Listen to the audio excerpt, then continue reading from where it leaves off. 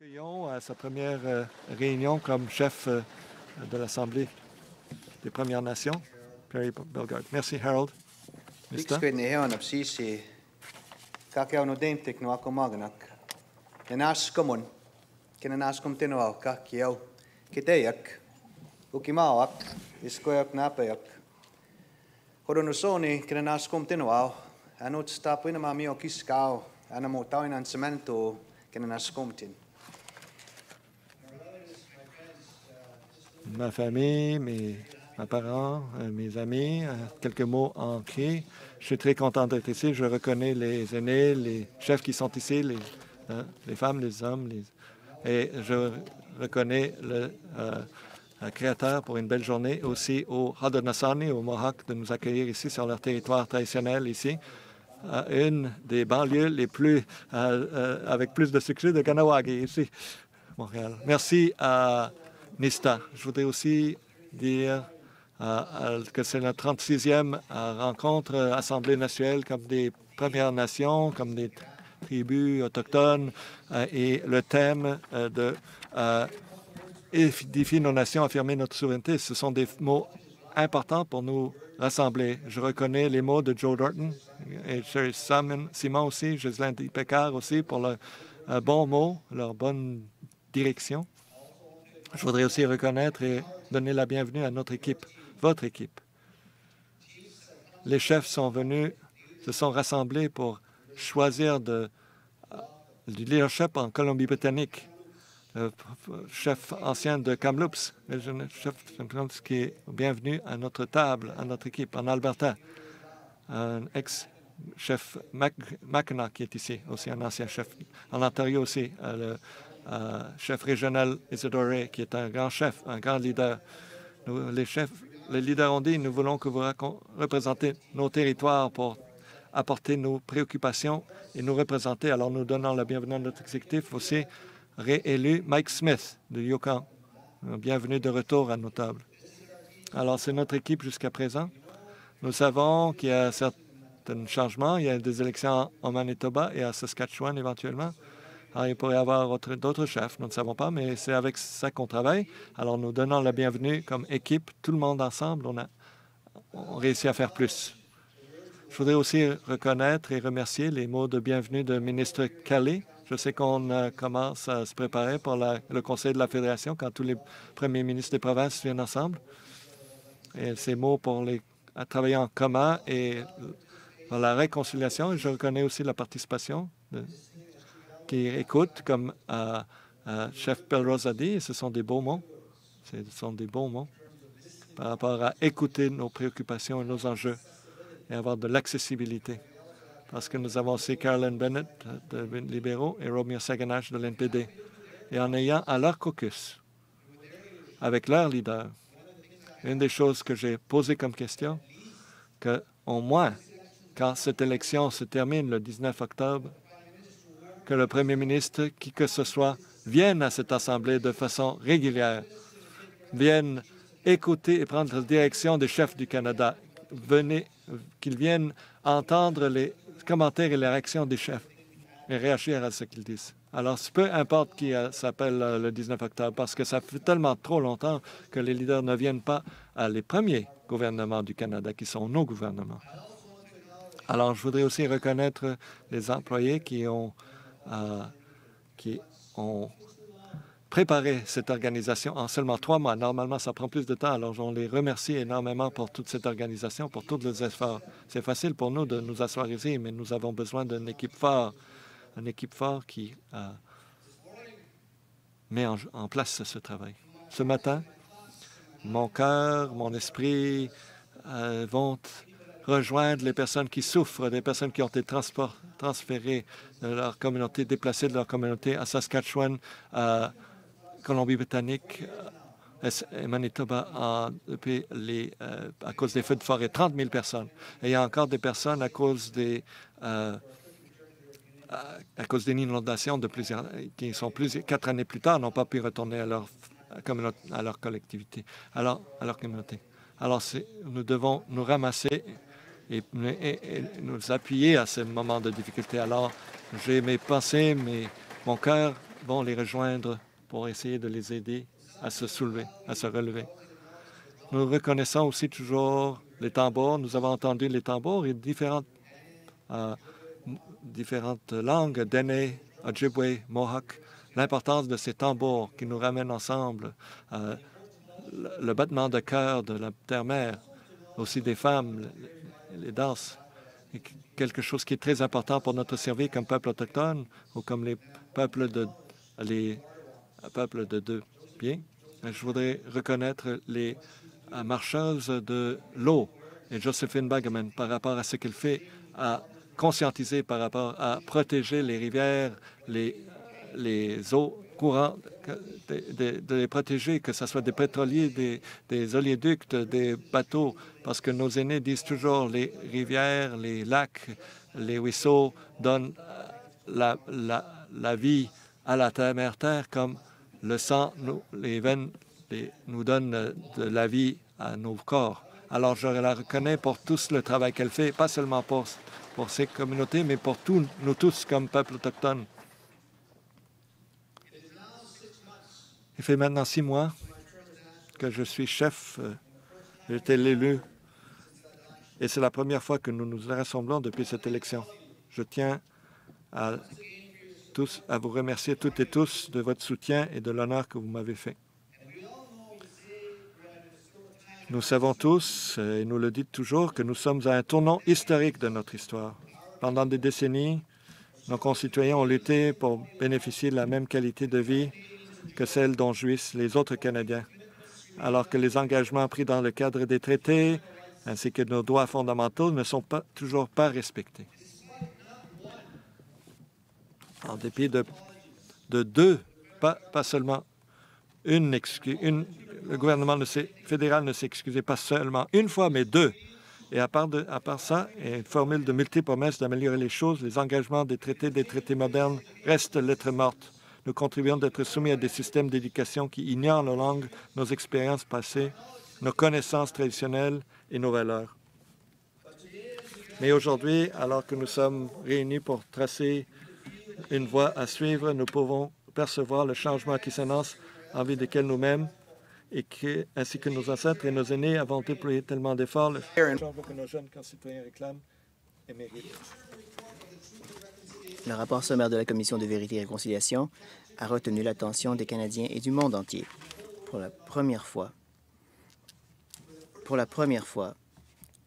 l'expression « génocide culturel » a été employée et des citoyens de tous les pays ont appris ce que signifiaient vraiment les mots « pensionnat indien ». Et ne vous y trompez pas, ce fut un génocide culturel. Alors, le chef, plusieurs juges ont utilisé le terme « génocide culturel ». Et c'est une reconnaissance importante. Cela fait partie d'une histoire longue et terrible qui a affecté les Indiens et l'identité indienne pour les éliminer. Plusieurs utilisent maintenant ce terme. C'est une reconnaissance forte de l'histoire passée de ce pays. Et en tant que milliers d'anciens étudiants qui ont partagé leur expérience, qui ont dit la vérité, les Canadiens se sont réveillés face à un chapitre de leur histoire dont on doit se souvenir à jamais, pour ne plus jamais oublier. Cela ne se termine pas avec la souffrance. Les dommages représentent plus de 100 ans d'abus. Non, ce n'est pas la fin. Parce que il y a cette promesse de réconciliation. C'est donc une occasion de reconstruire ce pays. Une occasion de reconstruire ce pays d'une façon envisagée par nos ancêtres. La réconciliation signifie rien de moins que respecter les promesses faites par le gouvernement du Canada envers nos peuples de manière à avoir le respect mutuel, la coexistence pacifique pour le bénéfice mutuel de la terre et de ses ressources. La réconciliation signifie reconnaître ces promesses et restaurer les relations originelles basées sur le respect pour la reconnaissance de nos droits et de nos titres. Les gouvernements doivent cesser de nous dire ce qui doit survenir sur nos territoires. Ils doivent respecter nos engagements envers la terre-mère pour prendre soin des eaux et des terres. Mais nous avons le droit inhérent à l'autodétermination. Alors, on peut dire oui au développement, mais on peut également dire non à certains développements.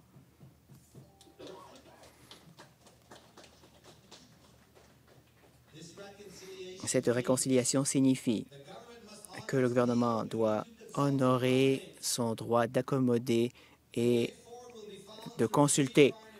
Cela pourra être fait à travers un consentement éclairé, à travers des relations qui vont remplacer ce paternalisme gouvernemental par notre implication. La réconciliation signifie que le gouvernement au Canada doit faire en sorte que les langues autochtones doivent devenir des langues officielles dans les provinces et territoires. Et nous devons avoir les ressources en ce sens, à travers des programmes de revitalisation, des programmes émergents dans les écoles, par des efforts communautaires. Nous n'allons pas être la génération qui va laisser regarder que nos langues disparaissent. Si nos langues disparaissent, c'est l'un des éléments qui sont exigés pour la reconnaissance de l'autodétermination. Notre langue, notre terre, nos lois, nos gouvernements et nos peuples. La langue est donc vitale à notre reconnaissance et à notre existence. La réconciliation signifie continuer à exiger des enquêtes par rapport à ces femmes disparues. La réconciliation signifie la justice pour nos universitaires. Ça veut dire faire en sorte que les enfants doivent être respectés. Ça implique tous les Canadiens aussi. Comme tous les Canadiens apprennent notre histoire passée, nous demandons que les Canadiens apprécient le grand potentiel qui vient avec la réconciliation. Le grand potentiel qui vient avec la défaite de ces stéréotypes, c'est-à-dire que les Indiens sont stupides, ils sont toujours sous. On doit défaire ces stéréotypes de paresse. On doit faire en sorte que de nouvelles choses surgissent. La réconciliation, ça veut dire l'acceptation, la validation de nos cultures, de nos histoires, de nos langues. Le Canada, un Canada qui écrit, c'est-à-dire qui rectifie ses méfaits pour un meilleur avenir, selon la vision de nos ancêtres. Cela signifie un Canada plus prospère, plus viable. Ainsi, la justice et la guérison permettra la guérison, la force des vies plus saines. Avec la réconciliation vient la capacité de contribuer avec nos talents, notre génie, de manière à mieux comprendre cette terre. Les Canadiens sont reconnus comme un peuple accueillant, mais le Canada est un pays diversifié qui accueille d'autres cultures. C'est un champion des droits humains, de la coexistence pacifique. Voilà les valeurs que les Canadiens aiment. Et je pense que les Canadiens veulent donc que leurs leaders politiques fassent la bonne chose quand on parle de guérir les torts envers les peuples autochtones. Les Canadiens doivent considérer leur avenir lors de cette année d'élection.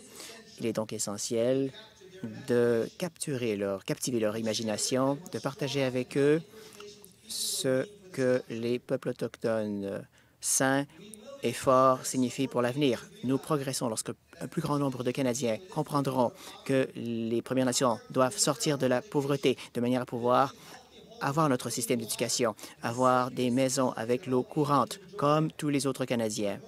Quand plus de Canadiens verront que cela va terminer le cycle d'abus, de violence, de pauvreté, d'incarcération, quand plus de Canadiens accepteront la vision de nos ancêtres en disant « c'en est assez », alors nous aurons un gouvernement qui va agir et qui va progresser vers la réconciliation que nous attendons tous. Là, nous verrons la différence quand les Canadiens verront toutes ces choses, quand les Canadiens verront toutes ces choses. À travers cette rencontre, nous allons être rejoints par des leaders comme David Suzuki, des leaders de partis politiques, l'ancien premier ministre, des gens qui se sont engagés envers la réalisation de ce travail d'avenir avec nous pour faire le changement.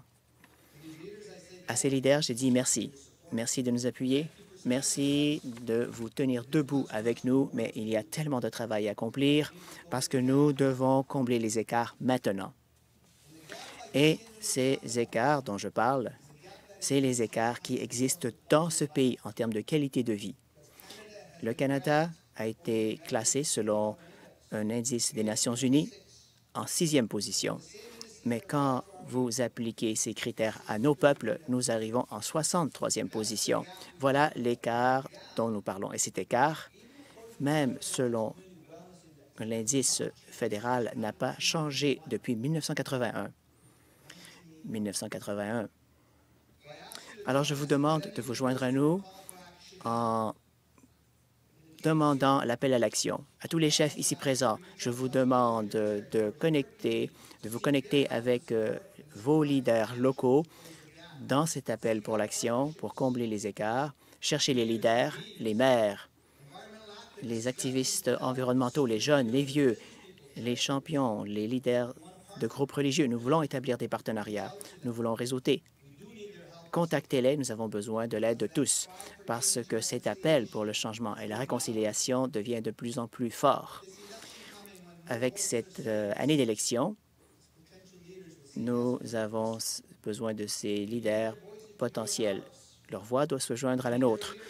Nous avons besoin de leur leadership pour que tous les Canadiens exigent le changement une fois pour toutes pour tous nos peuples.